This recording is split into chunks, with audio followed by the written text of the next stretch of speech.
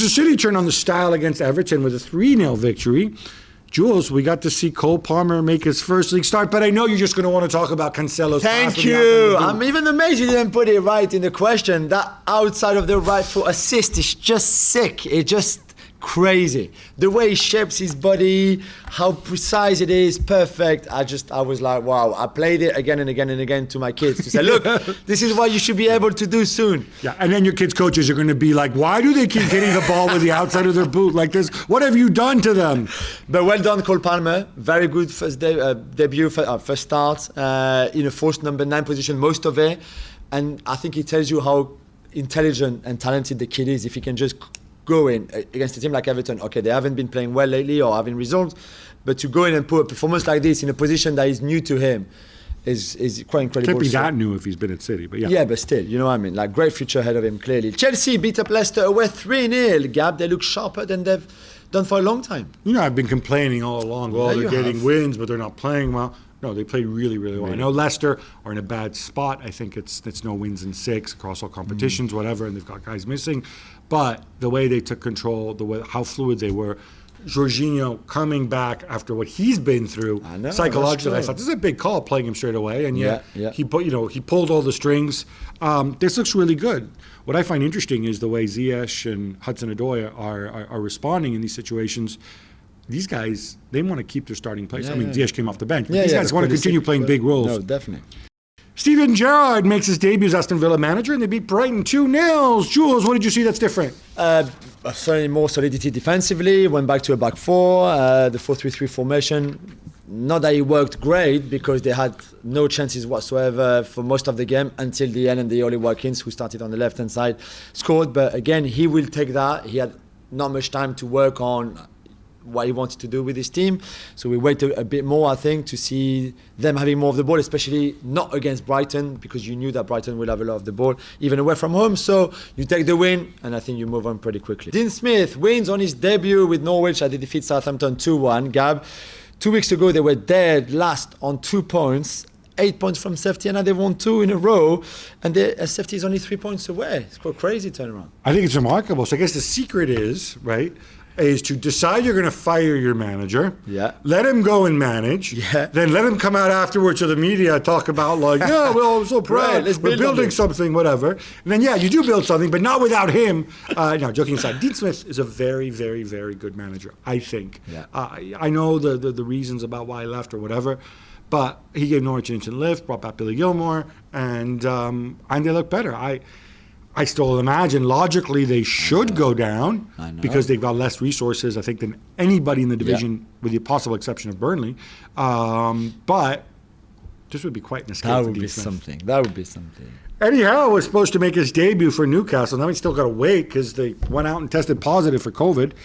Still, they got a point against Brentford, which is not to be sniffed at. 3-3, pyrotechnics. Yeah, I'm not sure. Saint-Maximin running rampant. Yeah, really good. Okay, but conceded 3 goals, and already before I worried... It's hard not to concede 3 goals against Brentford. They create a billion chances. No, I know. Okay, but still, the worry was that even when he was at Bournemouth, Eddie Howe's team were leaky. Now Newcastle were leaky before he arrived, and we said, okay, let's see if he can stop the rod defensively. They conceded 3 goals in his first game, even if he's not there. Okay, you would take a point. You still haven't won. You're the only team in the whole, of the country not to have won a single game this season. There's not many. I think Grotefurt and maybe Levante, and that's it in the whole of the 5 big leagues.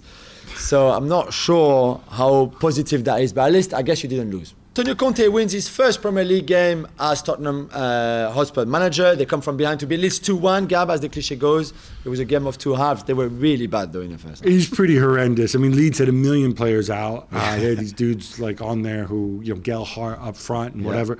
And yet they really took the game to them. You saw...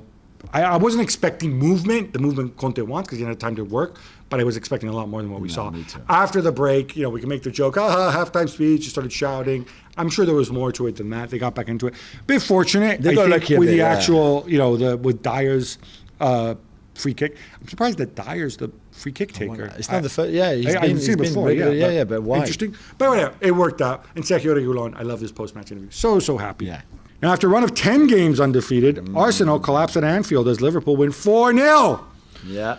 Jules, did we get a little bit overly excited by the Gunners and the Arteta recipe and the 4-4-2, or were Liverpool simply that good? I don't think we were too excited or overly excited. I just think this is the gap between them two. I don't think Arsenal... 4 goals. But yeah, it's 4 because you make silly mistakes. You show your lack of experience and your lack of maturity. I think in that second half, it's a team that is still learning, very much being rebuilt too. So even Arteta is learning, and you will see the next question. But I'm pretty sure he won't do that again.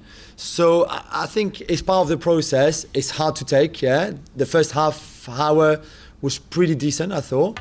Even Saka had, by then, the best chance in the game. Then Ramsdale made some great save, and Liverpool are too good for Arsenal. They can't compete right now.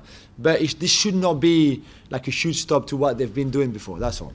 I don't know. I look at this, and I think to me the story is more about Liverpool being really, really good. They were good. They were really good, but let's not forget. Between them. No, I know, but it's not taken for granted, right? They're coming back after an international break. They've had people going off to Africa, going off all over the world and stuff, and they come back and they go through the first half hour, which is so, and then they just unleash a can of whoop-ass. I mean, when Thiago is in that kind of form and fit, it's just... Well, Thiago's nicely rested, let's not forget.